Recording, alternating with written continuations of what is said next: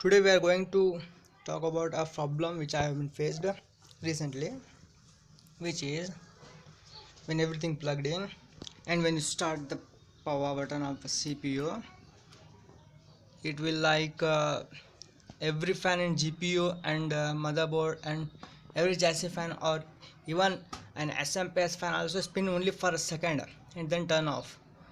Then again turn for 1 second, spin for 1 second and turn off.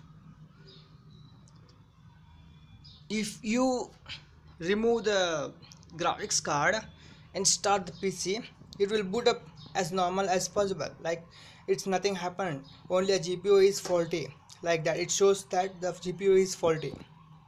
Wait, I'll show you.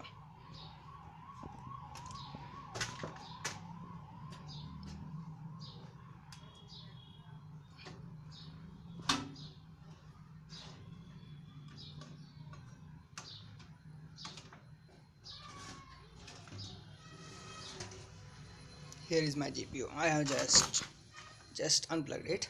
Now let's see, I'll show you.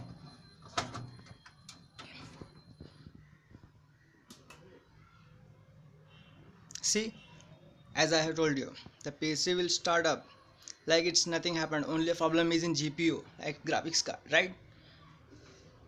See, you can see it yourself. Now every fans and everything is running okay. It's like a problem has been found in GPU, but that's not the issue, guys. That's not, the GPU is not an issue. I have tested in different PC and it's okay, perfectly normal. It runs and smoothly good, nothing ever happened to it. Also the problem is in this PSU. I just have to replace that PSU. I will show you guys. Still I haven't bought a PSU right now. I'm going to buy it today. I'll update you guys as soon as possible. See, my PC is perfectly running now.